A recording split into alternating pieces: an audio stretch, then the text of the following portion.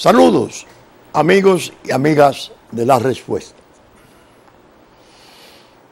Tal como siempre ocurre, la semana se llevó el diseño primario del programa de hoy. Una especie de tifón, el tifón chino. El establecimiento de relaciones diplomáticas con la República Popular de China se convirtió en lo que un diario importante del país llamó un mar de opiniones. Fueron tantas las opiniones y en tantos niveles diversos, tan disímiles, que me llevó a pensar que era necesario meternos en ese mar y tratar de dar las posiciones de la respuesta acerca de este evento que evidentemente ha producido conmoción importante, no solo en nuestro país, sino en otras latitudes. Como siempre, debo decir, para uno entender realmente estas cosas, debe de estar entrenado en la apreciación y evaluación de lo que llamo muchas veces la edad del conflicto. Esta no es una noticia que se produjo de repente y de súbito, no hay dudas, pero corresponde a una situación que data de décadas, de alrededor de 70 años. A raíz de la terminación de la Segunda Guerra Mundial, vencido Japón, vencida Alemania, en China se suscitó una guerra civil que se había interrumpido en ocasión de la ocupación que Japón había hecho de la Manchuria y finalmente de toda China. Y los líderes que participaban en aquella guerra civil, Mao Zedong, que nosotros llamamos Mao Zedong, y Chiang Kai-shek, se pusieron de acuerdo, a pesar de que tenían diferencias bestiales de una guerra civil, porque entendieron que el peligro real era Japón, que les había ocupado. Primero una región, después controló a China toda. Y entonces tenían que hacer de conjunto una guerra de liberación frente al extranjero.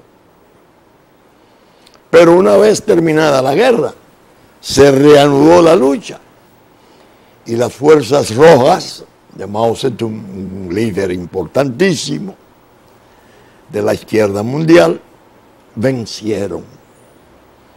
Chiang Kai-shek, con unos cuantos, no sé si 1 millón o 2 millones, se alojaron en la isla de Taiwán, Formosa entonces, una pequeña isla correspondiente a China, a la China de siempre, milenaria,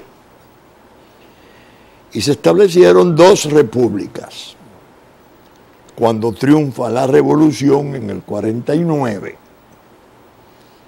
y se proclama la República Popular China, era República Popular China y la República de China, que era la nacionalista, la que encabezaba Chiang Kai-shek y sus élites, porque se llevó una cantidad enorme de gente que tenían cierto desarrollo, que en la lucha se definían como mafiosos, gente de mala índole. Bueno, el caso es que en esa isla se estableció una especie de respuesta y de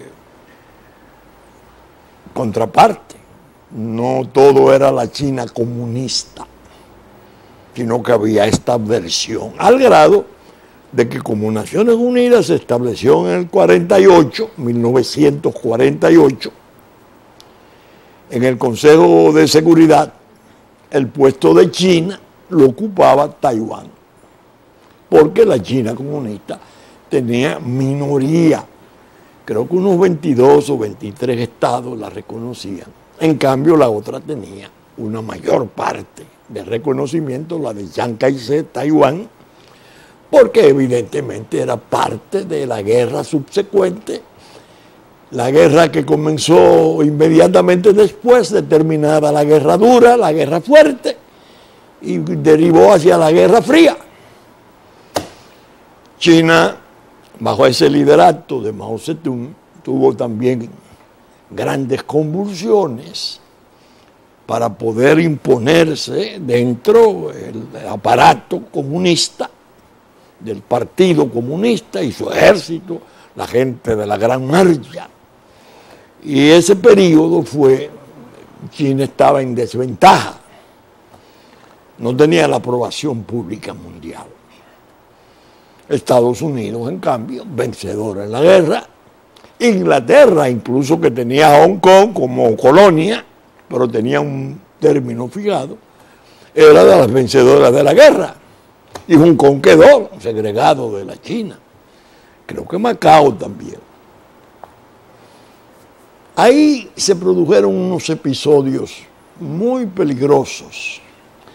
Yo recuerdo que la séptima flota norteamericana se mantenía patrullando el mar que separa a Taiwán de la China continental. El caso es que China se fue organizando, la China popular, la China continental, y claro, se fue desarrollando, su economía comenzó a prosperar, a prosperar, a prosperar, fue ganando terreno, y un presidente norteamericano, Richard Nixon, rompió el aislamiento y visitó a China y se comenzaron a establecer las relaciones entre China y Estados Unidos. La China comunista de Mao con Estados Unidos de Nixon y la democracia norteamericana. Aún así, el primer signo fue China continental pasó a ocupar el puesto en el Consejo de Seguridad y se comenzó a producir la reducción de Taiwán y cada vez más estados iban reconociendo a la China continental, poderosa, desarrollando una industria que ha sido asombro del mundo,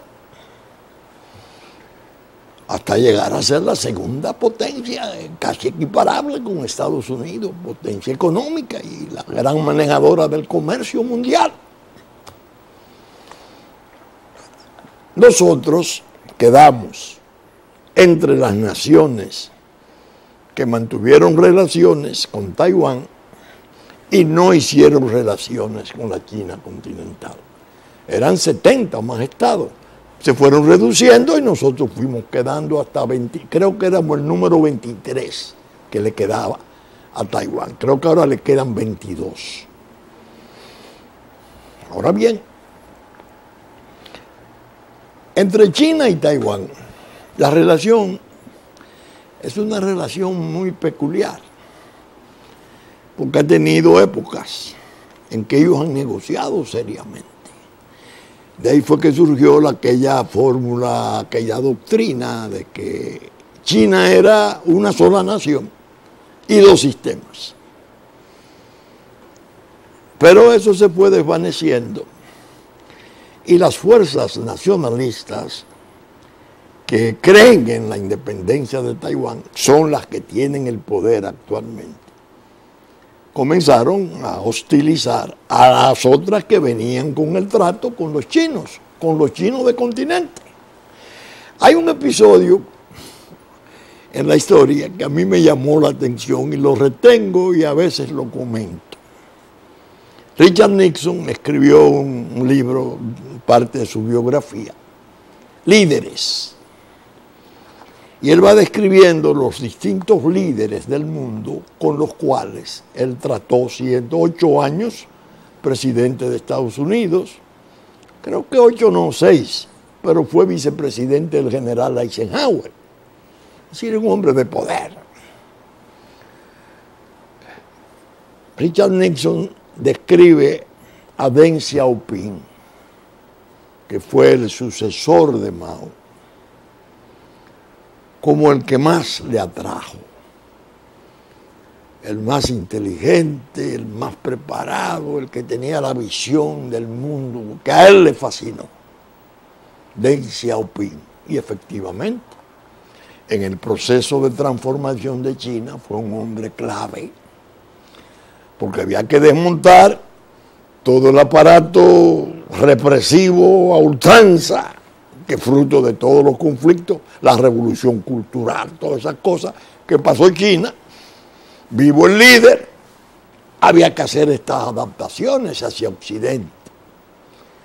Tomaron 4 o 5 ciudades inmensas de costa hacia Occidente, comenzaron a trabajar en el comercio, el Partido Comunista manteniendo el poder, claro está, totalmente. Entonces han hecho como una especie de híbrido, prácticas capitalistas en la periferia, pero hacia adentro y aún dentro de la periferia controles centrales comunistas. Bueno, ellos negociaban. Nixon le pregunta a Deng Xiaoping, dice Nixon en su libro Los Líderes, pero bueno, ¿y cómo van ustedes a resolver el problema de Taiwán? Deng Xiaoping le dice, presidente, nosotros los chinos somos primero chinos y luego comunistas. Así lo dice. Nosotros nos entenderemos porque es un problema entre chinos. Nixon le quiere recordar la hostilidad y dice, pero es que yo no entiendo porque hay un cañón en Quemoy que hace un disparo todos los días, como un recordatorio en dirección al mar, no llega al continente, claro está. No se preocupe, nosotros nos entenderemos. Creo que él habló de 50 años o algo así, porque Nixon le preguntó, bueno, ¿y en qué tiempo? Y bueno, tomará tiempo, que es la parte atractiva del asunto. Creo que fue 50 años lo que mencionó. En medio de ese conflicto que ha tenido, como dije, épocas de trato, Taiwán tiene inversiones inmensas en la China popular, inversiones de capitales. Ustedes están oyendo. Pero Taiwán entonces desarrolló la gente de Chiang Kai-shek con el apoyo de Occidente, más su pueblo, en una pequeña isla, creo que son 28.000 o menos de 30.000 kilómetros. Una economía fabulosa, una reforma agraria que es modelo del mundo, una potencia, esa islita, una verdadera potencia. En contraste con la otra que tenía las convulsiones, pero que se superó y ha llegado a ser lo que es en la actualidad. Entonces comenzaron las tensiones. Esas tensiones, la séptima flota y a cada momento, y se deterioran y se arreglan, y se deterioran y se arreglan, como si se estuviera cumpliendo lo que Deng Xiaoping le dijo a Nixon. Somos chinos primero y después comunistas, nos vamos a entender entre chinos. Pero ahora, por ejemplo, la presidenta es independentista, que es mala palabra para la China continental, que la considera parte de China. China es esa es una provincia. Con nosotros, las relaciones fueron, durante cerca de 70 años, agradables.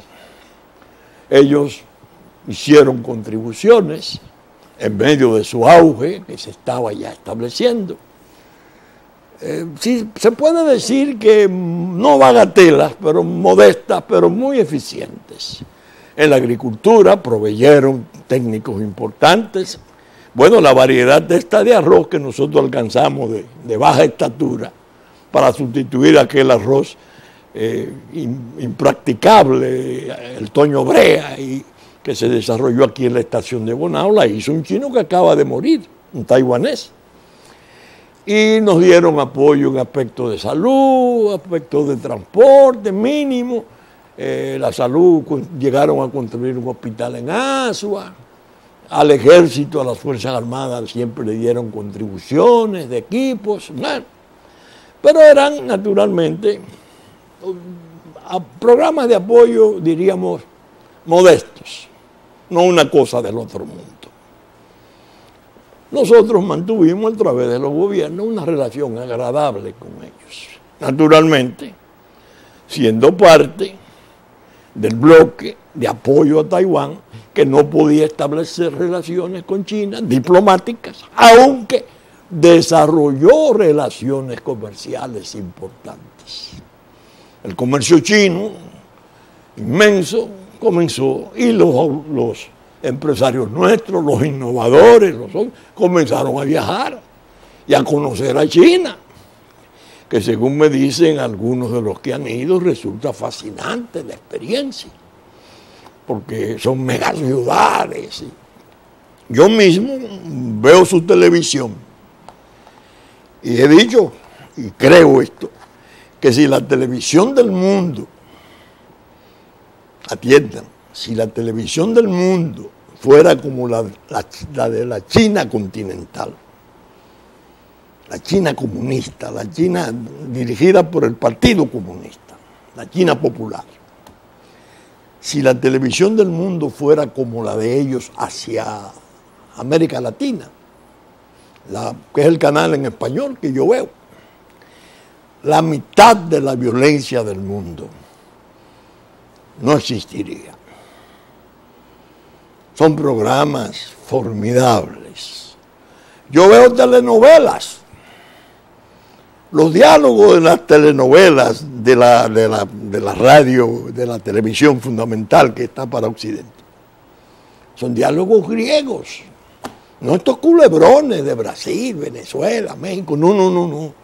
Una cosa de peso, documentales, históricos, increíblemente interesante. Esa relación se fue lubricando, y sobre todo Estados Unidos le llegaron épocas de trato con China creciente, una interacción al grado de que Estados Unidos hizo parte del Tratado Multilateral Asia-Pacífico. Creo que son 14 naciones que están dentro de él. Bueno, el presidente Danilo Medina llega al poder en el año 2012. Tiempo muy favorable para poder haber hecho durante esos 5 años primero lo que hizo ahora. Desde luego, nunca en la forma en que lo hizo ahora, porque esa forma en que se hizo fue desastrosa. El error consistió en hacerlo en forma abrupta, alevosa.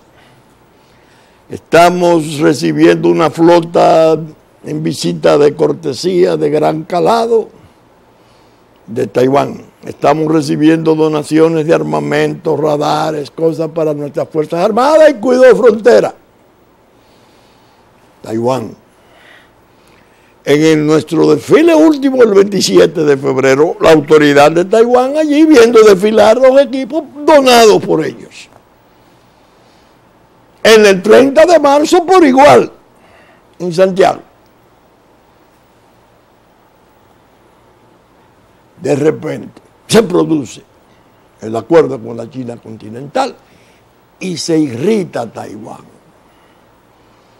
Eso que se hizo no se hace así. Eso hubiese podido hacerse con pausa, meses invertidos de advertencia. Tenemos problemas económicos serios. Tenemos que construir infraestructuras vitales. China nos está ofreciendo una perspectiva interesante a toda América Latina. Vamos a tratar de acogernos al favor de ese ingreso de China. Sobre todo que tenía la administración de Danilo Medina una relación magnífica con Brasil.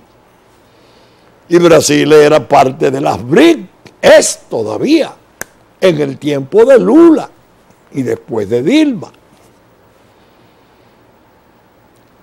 No se hizo en ese tiempo. Se vino a hacer en este tiempo y ha sido un error. ¿Por qué? Porque no solo se irritó Taiwán por la forma en que se hizo y no nos dijo nada a nosotros. Simplemente resucitó la vieja disputa y le dice a China: compraste la República Dominicana, la sobornaste. Y aquello le responde allá: nosotros no hemos sobornado a nadie, ustedes son los que viven sobornando. Y nos hacen noticia mundial en si nos vendimos o no nos vendimos, si nos compraron o no nos compraron. ¡Qué horror! Desastrosa la experiencia. ¿Por qué? Tan desastrosa que los haitianos, ni cortos ni perezosos, al ver aquí la actitud del presidente diciendo: no nos han sobornado, habló en Puerto Plata en una forma inesperada. Parece que no tenía la información de cuál podría ser la reacción de Taiwán, tan airada, tan crítica, y él respondió: no ha habido soborno, no, por el contrario, lo único que pedimos fue que unos becarios que estaban en Taiwán fueran reconocidos, convalidados en la China popular, pero eso se hizo. Los haitianos entonces dicen: nosotros seguimos fieles a Taiwán. A nosotros nos hicieron oferta y la rechazamos. Una manera de decirle al presidente Medina: usted está mintiendo. China ofrece. Y alinearse, creen ellos, con una línea favorable que venga a temperar las tensiones que evidentemente hay con los que gobiernan en Estados Unidos en la actualidad. Donald Trump y su equipo de hombres preparados, distinguidos, gente importante, que tienen unas ideas sobre el conflicto en la isla muy favorables a la suerte nuestra. Es decir, que gobernando Trump, Kelly, Mattis, Pompeo, esto que llega, teniendo ellos las posiciones que tienen sobre migración ilegal, Kelly particularmente quejoso hace 3 años de el tipo de migración que nos están imponiendo, ilegal, que nos están consumiendo. Entonces, dijo él en Bahama, el 30% del presupuesto de salud, ya debe de ser casi el 80%. Al grado de que la gente dice: le estamos construyendo y mejorando los hospitales. ¿A quién? A los haitianos. Ese es el dicho popular, que no es verdad que sea en ese grado, pero evidentemente es un grado preocupante. Entonces, esa posición del gobierno norteamericano tan favorable a la causa nuestra, que hemos pasado un calvario, que durante el tiempo del presidente Obama, sus relaciones con la nación del Islam, con Farragut, con los grupos del Caucus Negro, con el grupo Kennedy, los liberales, nos destruyeron propiamente, nos tenían listos para una vez ganar a Hillary, ir al Estado binacional. Cambia la historia. Llega Trump. La posición es favorable a nosotros. ¿Qué tenemos que hacer? Yo he pensado, entre las cosas que he pensado, que no descarto, y eso se lo voy a dejar al presidente Medina, como una tarea de conciencia. Presidente, ¿quién le aconsejó a usted finalmente que ese paso estaba correcto? Ahora, ¿por qué no lo indicaron en los primeros 5 años de su gobierno? Tienen las mismas condiciones. ¿Fueron solo las necesidades financieras del gobierno? ¿Quiénes de su alrededor opinó en favor de que se hiciera así y ahora? Porque si había una manera de irritar al gobierno norteamericano, esa era una. Entonces, en lugar de nosotros podernos acercar y desarrollar con esa autoridad del poder del norte patrones de provecho para la nación nuestra y nuestro Estado bajo asedio, lo que hacemos es que nos ponemos al lado de la historia, dice el presidente Medina. No estábamos al lado de la historia antes. ¿Cuál es el lado de la historia? China popular. Y tenemos en el otro campo y hemos desarrollado muchísimas cosas provechosas. La relación con Estados Unidos es vital por una y mil razones. La conocemos todos. Todos sabemos que eso es una realidad. Ahora más. Estados Unidos reacciona. Primero, un senador muy importante, importantísimo, bueno, que fue precandidato republicano para la presidencia, pero parece que es una persona de gran confianza del presidente Trump, Marco Rubio. Dice que República Dominicana fue sobornada y que Taiwán ha sido siempre un aliado fiel a Estados Unidos en su lucha por la libertad y la democracia. Introduce un elemento ideológico. Pero sale una publicación que el Departamento de Estado, que un funcionario que no quiso revelar su nombre, que prefirió el anonimato. No. La propia embajada norteamericana evacua una nota diciendo que el reconocimiento que se ha hecho de China popular para las relaciones diplomáticas y el rompimiento con Taiwán desestabiliza la región terminantemente. Indica, no agradó en el poder del norte que tan favorable luce en el campo esencial nuestro de la defensa de nuestra soberanía y de nuestro territorio la posición del gobierno. Estaría el injerto entre la gente que le aconsejaría al final al presidente Medina: sí, hombre, ahora, ¿cómo no? No tenemos los dineros. Mire ahora lo que apareció. Una evaluadora de riesgo, la FIS, acaba de publicar un informe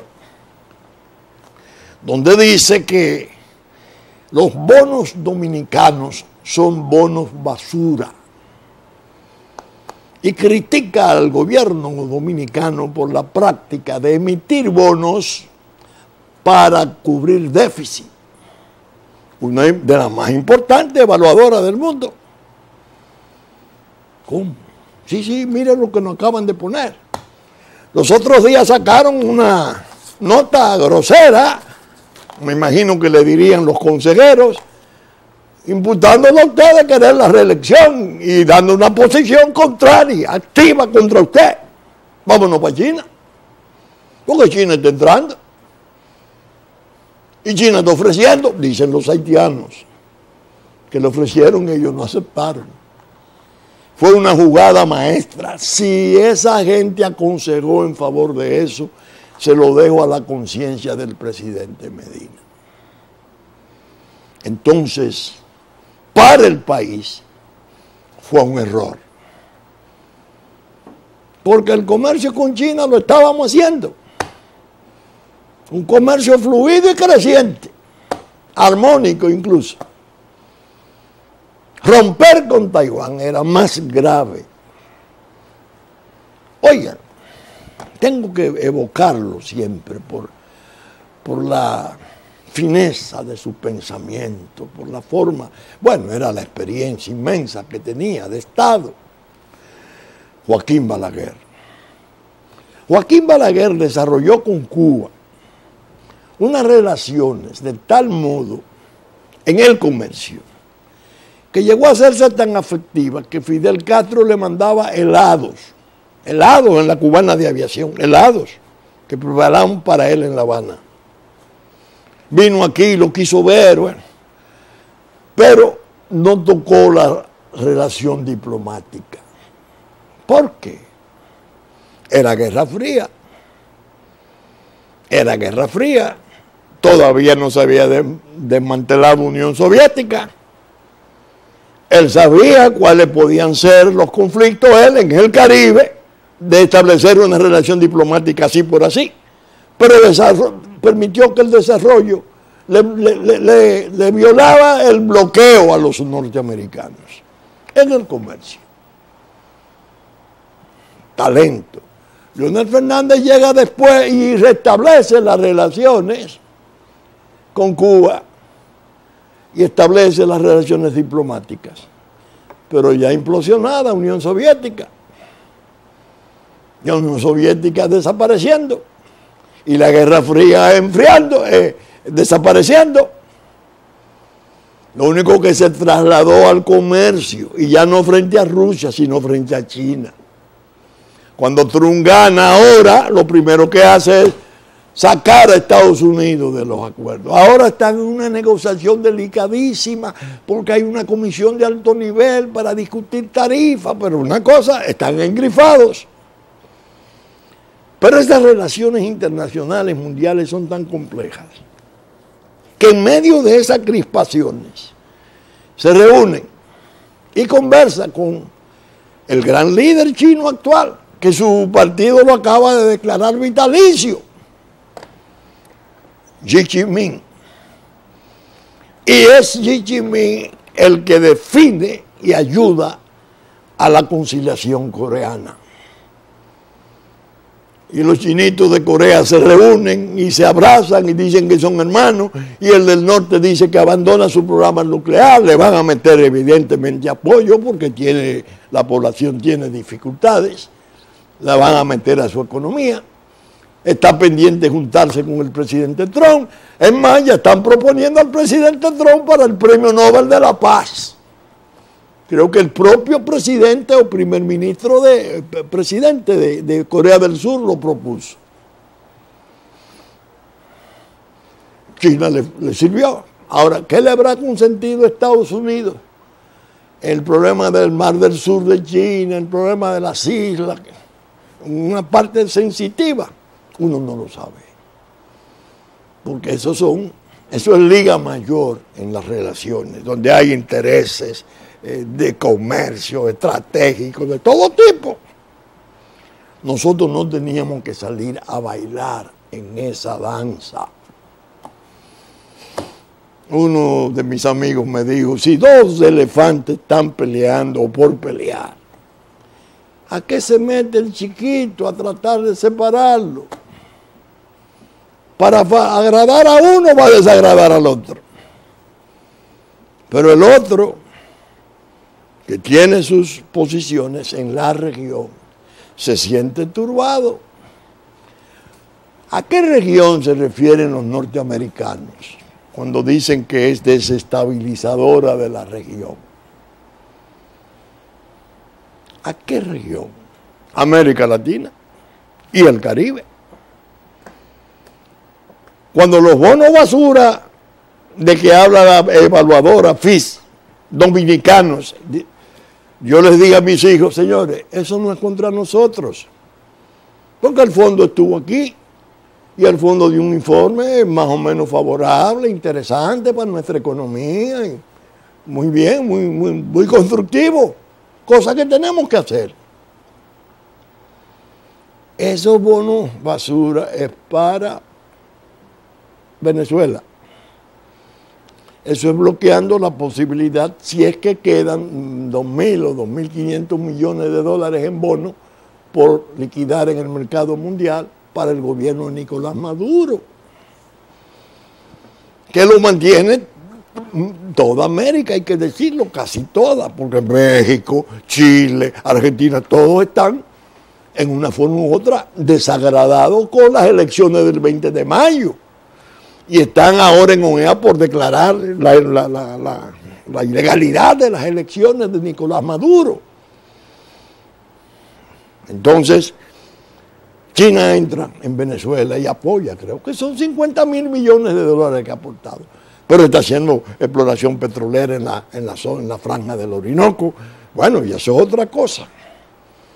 ¿Qué hacemos nosotros bailando en eso? Si hemos tenido el problema con Haití, que dicho sea de paso, cuando a Venezuela le tocó opinar, opinó muy desastrosamente contra nosotros, Nicolás Maduro, el sucesor de Chávez. Me imagino que los restos de Chávez se estremecieron cuando dijo en medio de los ataques que nos hacían, el que se mete con Haití se mete con nosotros. Hasta ahí, Nicolás Maduro, Diosdado Cabello, hasta ahí, Chávez ya está enterrado. Chávez hubiese pensado de un modo diferente. Ese Chávez lo oí yo con estos oídos míos al sentarse en una reunión que estaba el canciller de entonces, Nicolás Maduro, ahí. Lionel, en Haití no hay Estado ni nada que se parezca. Pero él necesitaba, Maduro, los votos del Caribe, de CARICOM, porque lo estaban asediando en la OEA. Renunció a nosotros, nos puso como agresores. Nosotros éramos los agresores. No es a nosotros que nos han invadido, no es a nosotros que nos han intentado destruir la identidad. Por eso digo, era una relación previsible, debió de hacerse antes, en otra forma, claro está, suave, sin agredir a Taiwán. Y decirle, señores, plantearle las necesidades. Es más, si hubiera habido buena fe y talento en el asesoramiento del presidente Medina, porque eso se hace con un asesoramiento, no se pierda nadie.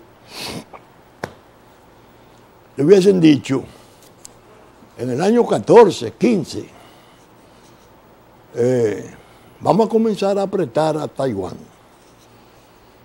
Y vamos a decirle que tenemos necesidad de pasar a la escala mayor de la China continental.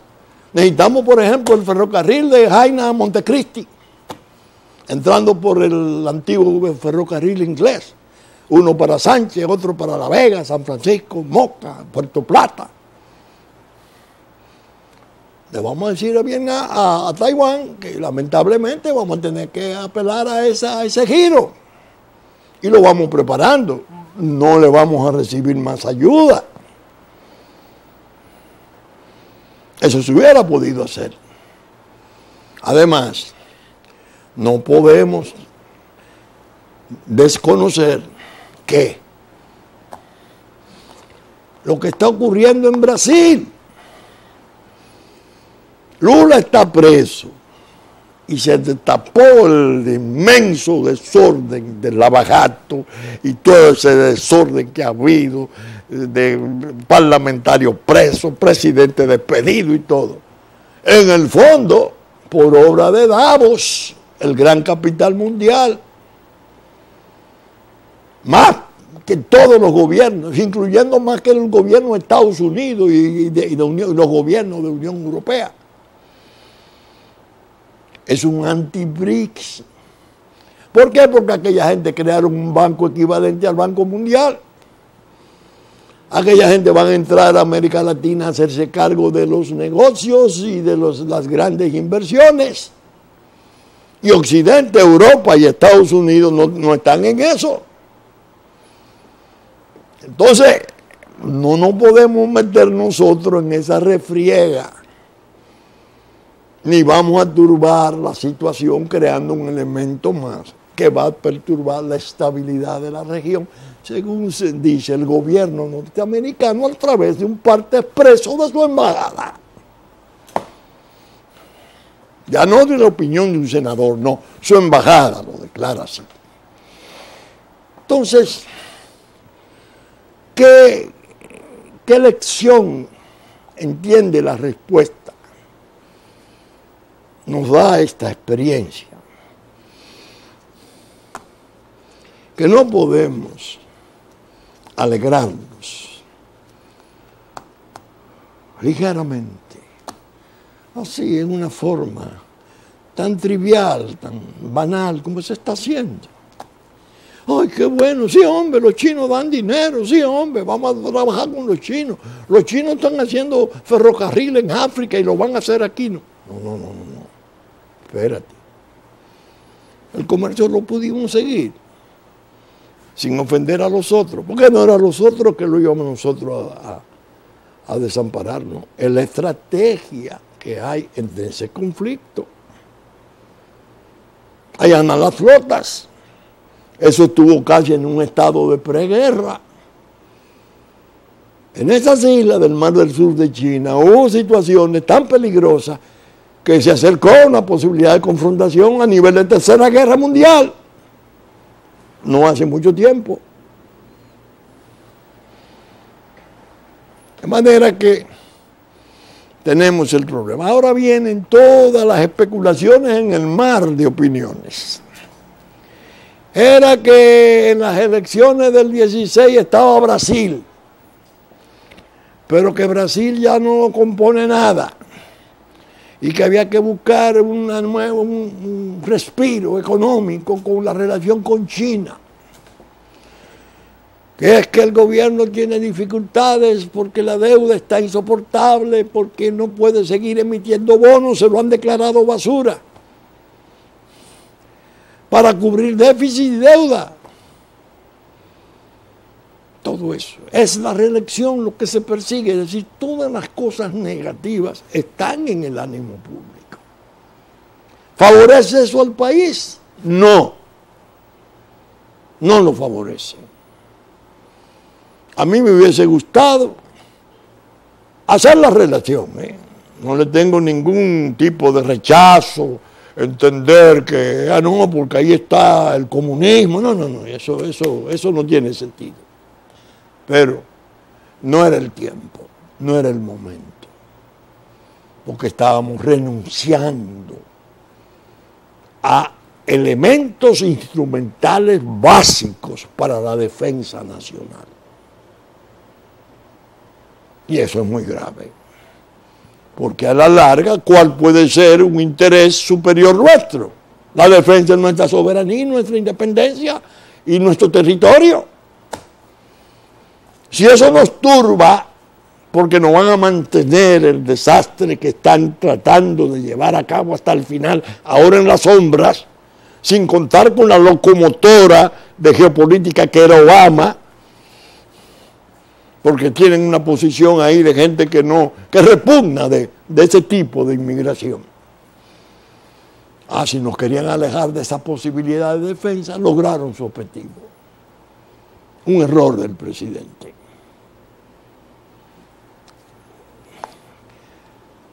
Yo Nací en el año 1931. Cuando yo nací, el 18 de julio, Trujillo tenía 1 año en el poder. Es decir, que me hice abogado en el 54 y ejercí 5 años. No ingresé a la vida pública hasta el 61, 2 meses antes de él morir. Hablé 2 minutos de mi vida con él. Sobreviví y realmente fue una experiencia terrible para generaciones nuestras. Esto al margen de nuestros héroes y nuestros mártires, que son templos a respetar. Oí siempre, desde jovencito, que Trujillo tenía una expresión para convocar a su gente.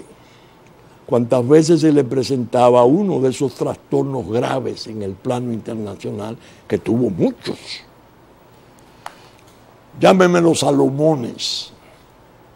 Los Salomones eran un grupo de intelectuales, servidores en cargos públicos o en receso, pero amigos de él, de gran talento, supercultura. Manuel Arturo Peñavalle, Joaquín Balaguer, Temístocles Mesina. Entonces esos Salomones, él lo ponía en una reunión y decía, se ha presentado este problema.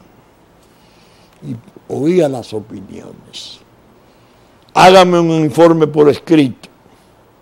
Y de ese informe por escrito, el Salomón que él consideraba que había estado instintivamente más acertado, o la opinión más acertada compartida por un mayor número de los Salomones, eso era lo que salía como posición dominicana. Eso no se resuelve en pasillos ni oyendo disparate, una serie de muchachos alocados opinando disparate. Ese era un paso crucial.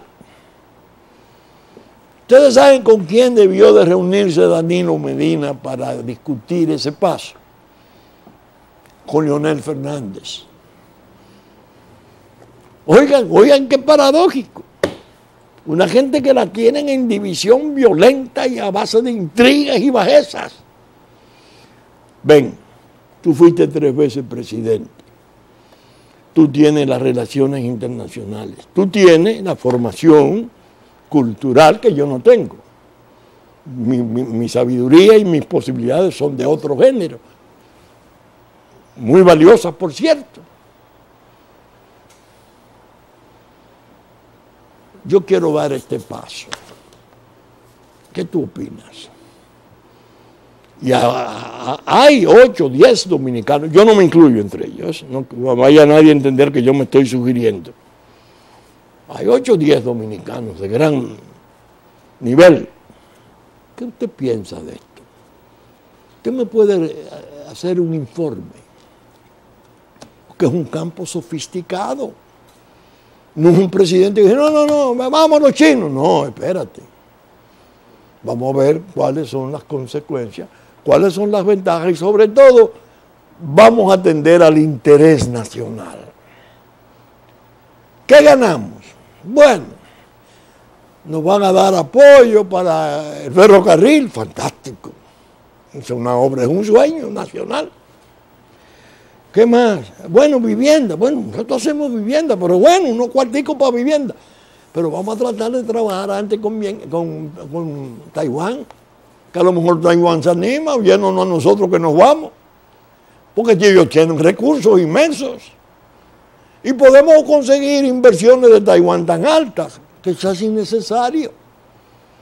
Crearnos el disturbio de la desestabilización de la región que está por desarrollarse. Que nadie vaya a entender que eso va a seguir en forma indefinida. Eso tiene desenlace que Dios ha de querer que no sea un desenlace trágico, que se logre algo ordenado, civilizado para salir de estas sombras, de estas incertidumbres terribles de la región.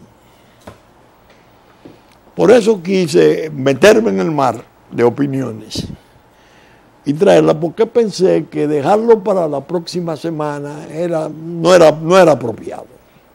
Y diferí el tema que tenía, que se refiere precisamente al trastorno que traté en el programa pasado, sobre los conflictos jurídicos penales que se han seguido generando con motivo del desorden de Brasil. Así pues, nosotros, al pensar sobre esta cuestión, lo que le sugerimos a la gente es que lo asimile, que lo comprenda, pero que no deje de advertir los peligros. Para nosotros es un retroceso. Para nosotros, lejos de ser un paso positivo, muy esperanzador, es un trastorno. Entregamos un arma prodigiosa que teníamos para organizar las revocaciones, las rectificaciones de todo el desorden que se nos ha impuesto en los valores vitales de soberanía, independencia, identidad, territorio, que es donde realmente tenemos nosotros que concentrar la unidad, los propósitos nacionales, juntarnos todos para dar una respuesta al desastre que nos han querido imponer y que lo llevaron a términos peligrosísimos. Bien, saben ustedes, estamos saliendo por Supercanal 33 del 3 del cable, 33 televisión abierta, domingo a las 11 de la mañana, nuestra versión central, que ya nos anticipó el sábado a las 6 de la mañana, Cinevisión, Canal 19, que asimismo Telefuturo, Canal 23, después de la misa de San Antonio de Padua, domingo a las 8, nos anticipó Telenor al mediodía de domingo, como Teleimpacto al mediodía del domingo, más a las 9 de la noche de domingo, ya Puerto Plata, Musavisión y TV3, TV3, de 10 a 12 del mediodía de domingo, TDI, Canal 51, 7 de la noche de domingo, Teleimpacto, 9 de la noche de domingo, además de las 12 del mediodía, que asimismo nos están retransmitiendo, reproduciendo